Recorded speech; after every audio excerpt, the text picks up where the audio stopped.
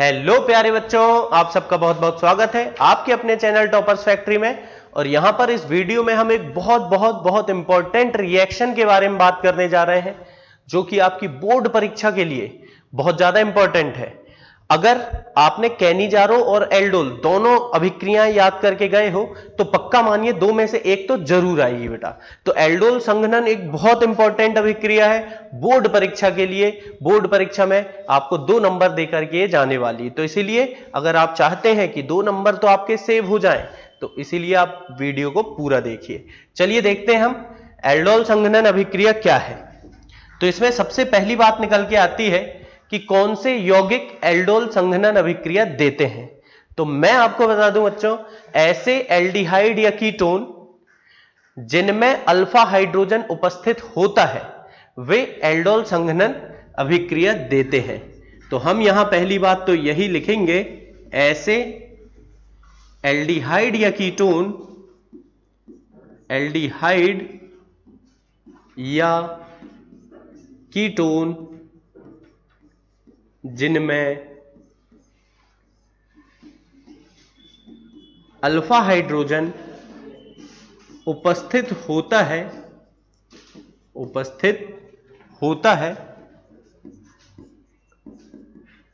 वे aldol संघनन अभिक्रिया देते हैं।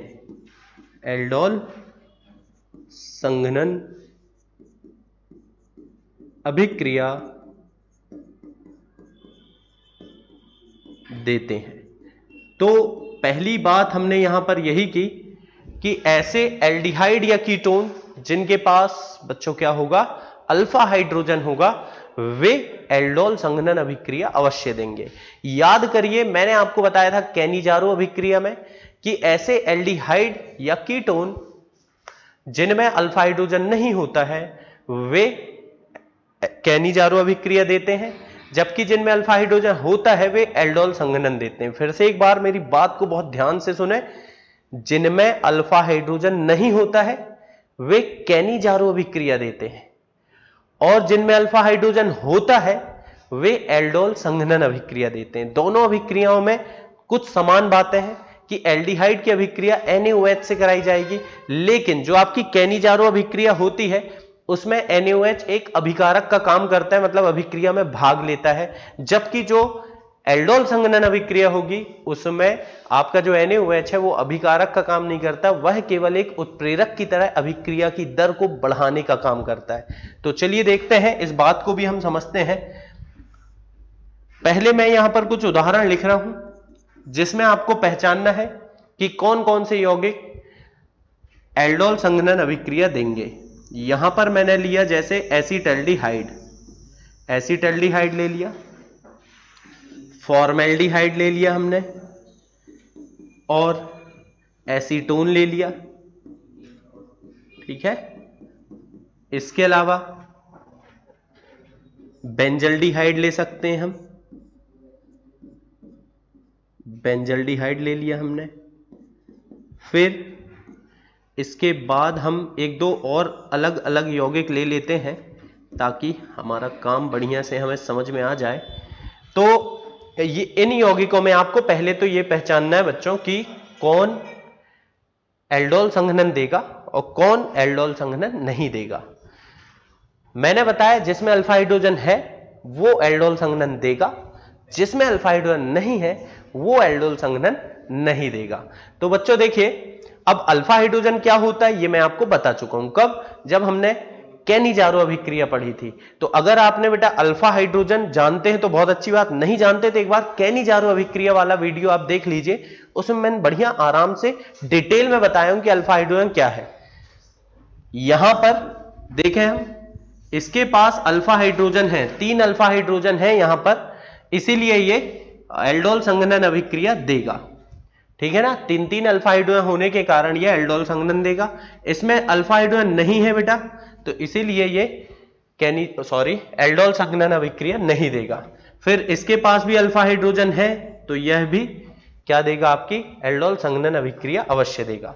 इसमें अल्फा हाइड्रोजन नहीं है तो ये नहीं देगा, इसमें भी अल्फा हाइड्रोजन नहीं है तो ये भी नहीं देगा। कुल मिलाकर के सीधी सी बात निकल करके आती मेरे पास कि जिसके पास अल्फा हाइड्रोजन है वह एल्डोल संघनन अभिक्रिया देगा और जिसके पास अल्फा हाइड्रोजन नहीं है वह एल्डोल संघनन नहीं देगा। वह क्या देगा मेरे बच्चों? वह देगा कैनिजारो अभिक्रिया।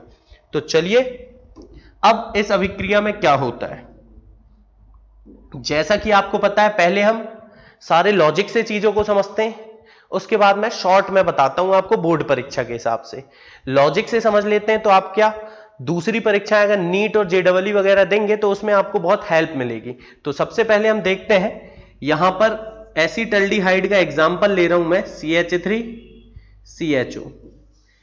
अब नाम अगर आपने अभिक्रिया का अच्छे से सुना होगा तो नाम क्या है बेटा? एल्डोल संघनन। संघनन मतलब क्या होता है? संघनन मतलब दो अणुओं का इकट्ठा होकर के एक अणु बना लेना। जैसे जल के अणु, जल की बूंदें एक दूसरे से मिलकर के बड़ा अणु बनाती हैं, जल के अणु एक दूसरे से मिलकर बड़ा अणु बनाते हैं, ये संघनन है। वैसे ही बेटा यहां एल्डिहाइड के कितने अणु मिलने वाले हैं? 2 अणु मिलने वाले हैं, ठीक है ना? ये 2 अणु मिलने वाले, चाहो तो आप सीधे सामने 2 लगा दो या इसी को 2 बार लिख लो, बात तो एक ही होगी। तो हमने इस अणु को 2 बार लिख लिया। ये 2 अणु आपस में संघनित होंगे, अर्थात बच्चों दोनों इकट्ठे होंगे, दोनों का योग होगा और यहां पर उपस्थिति होगी NaOH की। यहां पर आपको चाहिए होता है तनु यानी कि पतला NaOH का विलयन। इस अभिक्रिया में उत्पाद क्या बनेगा ये तो हम देखेंगे, लेकिन उसके पहले मैं डिस्कस करना चाहूंगा इसकी क्रियाविधि। क्रियाविधि आप लोग ध्यान से समझें, कोशिश करें क्रियाविधि को समझने की। एक बार आपने अच्छे से क्रियाविधि समझ ली तो मान करके चलिए अभिक्रिया आपसे फिर बन ही जाएगी, क्योंकि आपको फिर रटना नहीं पड़ेगा। तो अगर बेटा आप लोग रटने से दूर रहना चाहते हैं, समझ के विषय को अच्छे से गहराई तक समझना चाहते हैं और चाहते हैं कि बोर्ड में तो आप टॉप करें लेकिन साथ ही साथ दूसरी परीक्षाओं में भी आप कुछ अच्छा परफॉर्म करें, तो उसके लिए आपको क्रियाविधि वगैरह बहुत अच्छे से समझनी चाहिए। चलिए देखते हैं सबसे पहले क्या होता है बेटा। हमारे पास है एसिटल्डिहाइड का पहला अणु और इसको मैंने लिखा कुछ थोड़े दूसरे तरीके से, इस तरह से बच्चों लिख सकता हूं ना मैं। अब सबसे पहले क्या होगा, इसमें हमारा जो OH माइनस है, NaOH का जो OH माइनस है उसकी नजर पड़ गई बेटा इस अल्फा हाइड्रोजन पर। OH माइनस अल्फा हाइड्रोजन पर नजर पड़ गई और अल्फा हाइड्रोजन का स्वभाव तो आपको पता है बड़ा खतरनाक, जहां इलेक्ट्रॉन दिखते हैं वहीं जाकर के ये बंध बना लेता है। मतलब ये एक जगह नहीं टिकता, ये इधर उधर बेटा घूमते रहता है, जहां इलेक्ट्रॉन का जुगाड़ दिखा वहां अल्फा हाइड्रोजन पहुंच जाता है। इसीलिए याद रखना मेरे बच्चों कि आपका अल्फा हाइड्रोजन जो है ये सबसे अधिक अम्लीय हाइड्रोजन है, आसानी से H+ के रूप में इधर उधर घूमते रहता है, एक जगह बंद बना के टिकने वाला ये नहीं है। तो ये आपका जो अल्फा हाइड्रोजन है हमारे OH माइनस ने देखा इसकी तरफ, H+ ने OH माइनस की तरफ देखा, तो H+ को जैसे ही देखा कि OH माइनस के पास तो माइनस चार्ज है, ऋण आवेश है, यानी कि अतिरिक्त इलेक्ट्रॉन है, तो ये समझ गया कि यहां इलेक्ट्रॉन का जुगाड़ है और जहां इलेक्ट्रॉन का जुगाड़ वहां जाएगा हमारा हाइड्रोजन। तो ये H+ इलेक्ट्रॉन के कारण OH माइनस के पास चला गया। अब ये बात तो आप जानते हैं बेटा कि जब H+ और OH माइनस मिलेंगे तो क्या बनेगा? जल का अणु बनेगा, यानी H2O। तो यहां पर H2O तो निकल गया बनके। इससे आपको जो मुख्य उत्पाद प्राप्त हुआ वो क्या था, चलिए उसको भी देखते हैं। क्योंकि H+ यहां से भाग चुका है तो ये दोनों ही इलेक्ट्रॉन किसको लेने पड़ेंगे? मेरे कार्बन को। तो कार्बन में बंध के इलेक्ट्रॉन अपनी तरफ ले लिए। देखिए इसके पास 2 हाइड्रोजन पहले से थे, 1 और 1 2। ये 2 हाइड्रोजन तो इसके पहले से खुद के थे, एक हाइड्रोजन ने धोखा देकर के भाग गया। अब C में आ गया आपका ऋण आवेश। कहां से आ गया सर? देख यार, ये दोनों इलेक्ट्रॉन, एक तो इसका खुद का है, एक हाइड्रोजन का है, और हाइड्रोजन H+ के रूप में गया, मतलब इलेक्ट्रॉन छोड़ छाड़ के भाग गया बेटा जल्दी में। तो ये दोनों इलेक्ट्रॉन C में आ गए, इसीलिए इसमें आ गया ऋण आवेश। फिर आगे हम देखेंगे ये इस तरह से बाकी का जो समूह है CHO वो ज्यों का त्यों जुड़ा रहेगा, जैसा था वैसा रहेगा। ठीक है ना। अब बात आती है कि ये जो अणु बना है, क्या यह मुख्य उत्पाद हो सकता है अभिक्रिया का? तो मैं बोलूंगा बेटा बिल्कुल नहीं। क्यों? क्योंकि इसके ऊपर अभी आवेश लगा हुआ है। आवेश यानी गुस्सा।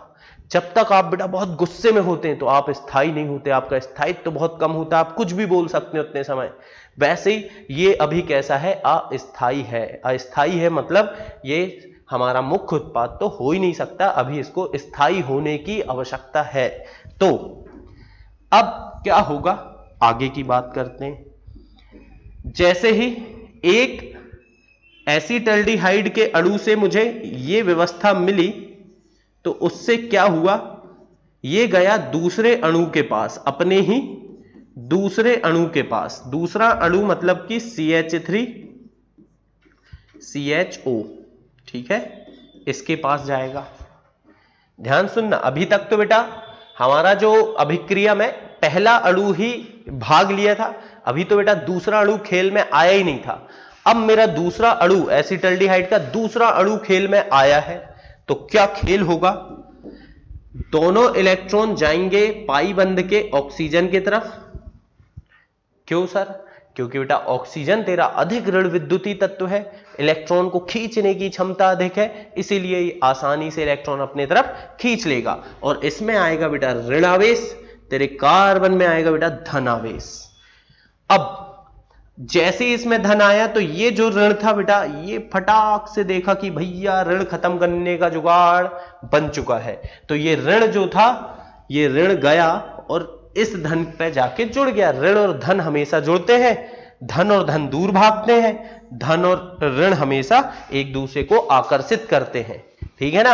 आपने कभी देखा धन धन को आकर्षित कर ले? हाँ, कभी नहीं करेगा ना। तो ये ऋण जाएगा और यहां जुड़ जाएगा। तो हुआ क्या बेटा, चलिए देखते हैं।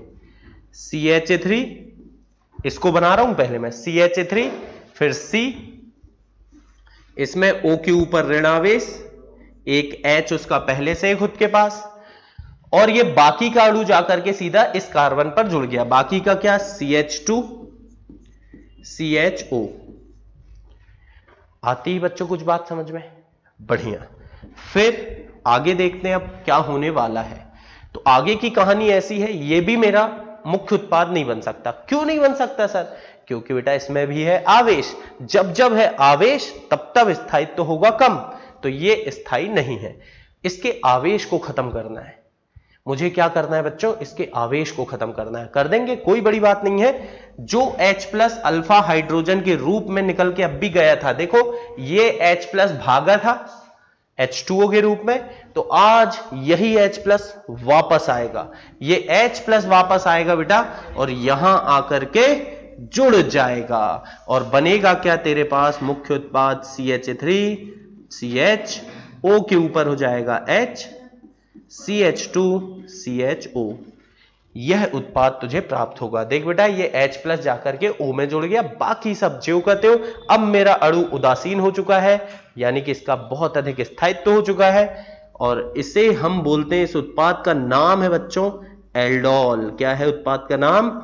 एल्डोल। तो ध्यान रखना, एल्डोल संघनन अभिक्रिया में मुख्य उत्पाद क्या होता है? एल्डोल। मुख्य उत्पाद तो छोड़िए, एक ही उत्पाद बनेगा बेटा। संघनन मतलब इकट्ठे होकर के एक सिंगल उत्पाद बनाएंगे, तो वो उत्पाद क्या होगा? आपका एल्डोल। तो इस प्रकार से अभिक्रिया की क्रियाविधि होती है। आई होप बेटा आपको समझ में आ गई होगी। तो देखते हैं, अगर ये मैंने अभिक्रिया लिखा, कौन सी अभिक्रिया लिख रहा था मैं? एल्डोल संघनन अभिक्रिया। अब डायरेक्ट लिख सकता हूं क्या सर मैं? बोर्ड परीक्षा में तो क्रियाविधि आती नहीं लिखने के लिए, तो क्या मैं इसे डायरेक्ट लिख सकता हूं? बिल्कुल लिख सकते हैं बेटा अपन। बहुत ध्यान से देखिए क्या करना है आपको। आपको करना कुछ ऐसा है, एक कार्बन, एक अल्फा हाइड्रोजन को हटाना है। जो अल्फा हाइड्रोजन हटेगा वो इस ऑक्सीजन के पास, मान लो इसमें से अल्फा हाइड्रोजन हटा तो इस ऑक्सीजन में जाएगा, इसमें से अल्फा हाइड्रोजन हटा तो इस ऑक्सीजन, मतलब एक का अल्फा हाइड्रोजन दूसरे के ऑक्सीजन के पास पहुंचा दो बेटा। तो यहां से मान ले मैंने यहां से अल्फा हाइड्रोजन निकाला, यहां पहुंचा दिया, तो बना क्या मेरे पास? CH3 C और जो O था वो हो गया सिंगल बॉन्ड OH और C के पास एक H पहले से है। देखना बेटा मैंने क्या किया, CH3 CH और इसके ऊपर जो डबल बॉन्ड O है उसमें से एक बॉन्ड टूटा, मतलब कि सिंगल बॉन्ड O और साथ में एक H यहां का आ गया। अब जब यहां से H चला गया तो बेटा ये क्या बचा, CH2 CHO। क्या बचा बच्चों, CH2 CHO। यही उत्पाद है आपका क्या, एल्डोल। अब ये एल्डोल नाम क्यों पड़ा सर, तो बेटा इसमें भी बड़ी राज की बात है। राज ऐसा है कि ये है तेरा एल्डिहाइड, तो एल्डिहाइड का एल्ड लिया हमने और OH का जो प्रत्यय होता है वो होता है ऑल, तो एल्डिहाइड का एल्ड, एल्कोहल का ऑल, एल्ड और ऑल मिलके बनाते हैं एल्डोल, क्योंकि यह एल्डिहाइड भी है और एल्कोहल भी है, तो ऐसे यौगिक को हम बोलते हैं बच्चों एल्डोल। तो एल्डोल संघनन अभिक्रिया का मुख्य उत्पाद क्या होगा, एल्डोल। चलिए इसे नोट तो कर ही लेंगे आप साथ ही साथ, है ना। अब हम आगे बढ़ते हैं और बात करते हैं एक दो उदाहरण की। जब तक हम एक दो उदाहरण न कर लें तब तक बात पूरी समझ में आ गई ऐसा मत मान करके चलिए। जैसे मान लीजिए अब मैं एसीटोन के लिए यही अभिक्रिया लिखना चाह रहा हूं, ठीक है। ये आपका एसीटोन का अणु, ये अपने ही जैसे किसी दूसरे अणु के पास गया, अपने ही जैसे किसी दूसरे अणु के पास गया और उपस्थिति किसकी बेटा, NaOH कैसे का रहेगा बेटा, तनु। तो देख सिंपल सी बात है, यहां से अल्फा हाइड्रोजन निकाल, जो इसका अल्फा हाइड्रोजन है वो इस ऑक्सीजन के पास चला जाएगा बच्चों, तो बनेगा क्या, चलिए देखते हैं। ये रहा आपका CH3 C, डबल बॉन्ड हो गया सिंगल और इस O के पास चला गया H। इसका एक CH3 बेटा जो साइड में था उसको मैंने लिख दिया नीचे। क्या मैं नीचे नहीं लिख सकता, लिख सकता हूं बेटा, कोई भी बंद कहीं भी किसी भी साइड बना सकता हूं। देखो क्या हुआ, CH3 C डबल बॉन्ड टूटा, यहां OH, H कहां से आ गया सर, यहां का अल्फा हाइड्रोजन यहां आया है और ये CH3। अब ये अल्फा हाइड्रोजन निकल गया, एक H निकल गया, तो बचा क्या बच्चों, ये CH2 और आगे का पूरा समूह ज्यों के त्यों जुड़ जाएगा आकर के यहां, और इस तरह से मेरे पास एक यौगिक बन जाएगा। अब क्या यहां कीटोन और अल्कोहल दोनों है तो इसका नाम कीटोल होगा, बिल्कुल नहीं बेटा, इसको हम एल्डोल ही कहते हैं, क्योंकि अभिक्रिया का नाम है एल्डोल संघनन, इसलिए जो भी उत्पाद बनेगा वह तेरा क्या होगा बेटा, वह होगा एल्डोल। आती बात समझ में, चलिए बहुत शानदार। फिर हम देखते हैं एल्डोल संघनन अभिक्रिया दो प्रकार की होती है। एल्डोल संघनन यह अभिक्रिया बेटा दो प्रकार की होती है मेरे लिए। एक होती है मेरे पास स्वतः एल्डोल संघनन, स्वतः एल्डोल संघनन, जबकि दूसरी क्या है बेटा, दूसरी है तेरी क्रॉस एल्डोल संघनन। क्या है बच्चों, क्रॉस एल्डोल संघनन। स्वतः और क्रॉस, अंतर क्या है सर, तो यहां मैं बोलूंगा अंतर है कि यहां जिन दो अणुओं का संघनन हो रहा है, एल्डिहाइड या कीटोन के जिन दो अणुओं का संघनन हो रहा है, अगर एक से अणु है, एक ही प्रकार के दो अणुओं का संघनन हो रहा है तो उसे बोलेंगे स्वतः, खुद ही खुद से संघनन कर रहा है। और क्रॉस मतलब अलग अलग, मतलब सर मतलब बेटा एक अणु कोई और है, दूसरा एल्डिहाइड या कीटोन कोई और है, तो उसमें जब एल्डोल संघनन होता है तो उसे बोलते हैं क्रॉस एल्डोल संघनन। इसमें क्योंकि एक ही प्रकार का है तो दो अणु है, दोनों में अल्फा हाइड्रोजन रहेगा ही रहेगा, क्योंकि बेटा दोनों एक ही हैं। इसमें क्या अलग अलग प्रकार के, तो इसमें एक में अल्फा हाइड्रोजन हो, दूसरे में भी हो, लेकिन एक में अगर अल्फा हाइड्रोजन है दूसरे में नहीं है तो भी ये हो जाएगा। मतलब इसमें जरूरी नहीं है कि दोनों में ही अल्फा हाइड्रोजन हो, ये बात यहां पर मैं मेंशन कर देता हूं अलग से। हम यहां लिख सकते हैं बेटा कि दोनों अणुओं में अल्फा हाइड्रोजन होना आवश्यक नहीं है। आया बच्चों को समझ में? अब थोड़ा उदाहरण से इसकी बात करते हैं, समीकरणों से करते हैं, लगना चाहिए कि हम केमिस्ट्री पढ़ रहे हैं। जैसे मेरे पास स्वतः एल्डोल के लिए जो यौगिक ले रहा हूं, मान लीजिए मैं लेकर के चल रहा हूं एसिटाल्डिहाइड, ठीक है ना, एसिटाल्डिहाइड। वैसे मैंने अभी अभी इसी के बारे में बताया था। अब मैं बोल रहा हूं कि आप जो 2 अणु लोगे इसी के लोगे, मतलब खुद से ही खुद का संघनन करेगा। 2 समान प्रकार के अणु जब संघनन करेंगे इस अभिक्रिया से किसकी उपस्थिति में होगी बच्चों? NaOH। कैसा होना चाहिए? तनु होना चाहिए।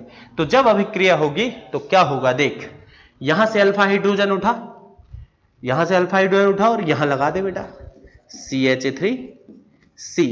ऊपर क्या हो गया? द्विबंध का एक बंध टूट गया, सिंगल हो गया। O के साथ क्या लग गया बेटा? H। एक H पहले से है, यहां से एक अल्फा हाइड्रोजन यहां चला गया। ये क्या बचा बेटा? ये बचा CH2 CHO। ये बन गया तेरा क्या? एल्डोल। वहीं अगर मैं बात करूं क्रॉस एल्डोल की, तो क्रॉस एल्डोल में मान ले मेरे पास एक अणु है, एक अणु है बेटा फॉर्मेल्डिहाइड का। फॉर्मेल्डिहाइड, इसमें तो सर अल्फा हाइड्रोजन नहीं होता, ये तो एल्डोल नहीं देगा। नहीं नहीं बेटा, दे सकता है। कब दे सकता है? कि एक बिना अल्फा हाइड्रोजन का, लेकिन जो दूसरा होना चाहिए अब वो, उसमें अल्फा हाइड्रोजन तो होना बहुत बहुत बहुत ज्यादा जरूरी, तभी यह विक्रिया होगी। तो दूसरा अणु लिया बेटा मैंने CH3CHO का। अब इसमें तो बात और आसान हो गई सर। कैसे? पहले मैं बाकी बातें लिख दूं। NaOH कैसा लेना है बच्चों? तनु लेना है मुझे। अब यहां से अल्फा हाइड्रोजन निकलेगा, यहां से भी निकलेगा क्या? है ही नहीं, कहां से निकलेगा? यहां से निकलेगा। एक H निकला, H जाके यहां O में जोड़ा, तो देखो क्या बना C। 2 H पहले से हैं इसके अपने, O, एक H यहां से आके जुड़ गया। यहां से जब एक H निकला तो बचा क्या बच्चों? CH2 CHO। अगेन मेरे पास जो उत्पाद बना वो क्या बन गया बेटा? एल्डोल। तो इस तरह से स्वतः एल्डोल अलग होता है, क्रॉस एल्डोल अलग होता है। अगर 2 समान अणुओं में एल्डोल संघनन हो रहा है तो उसे हम स्वतः एल्डोल कहते हैं, और 2 अलग अलग अणुओं में संघनन हो रहा है तो उसे हम क्रॉस एल्डोल कहते हैं। तो ये थी बेटा एक बहुत इंपॉर्टेंट रिएक्शन जिसका नाम है एल्डोल संघनन अभिक्रिया। आप यकीन मानिए इसको आपने अच्छे से समझ लिया। अब मैंने जितना बताया, अगर नीट में भी कोई क्वेश्चन इससे आएगा तो आपसे बन जाएगा, बोर्ड में तो बेटा बनना ही बनना है। तो इस तरह से अपन इस अभिक्रिया को कर सकते हैं, इसे नोट कर लीजिए। फिर हम मिलेंगे अगले वीडियो में किसी और महत्वपूर्ण अभिक्रिया के साथ। तब तक के लिए bye bye, have a good day.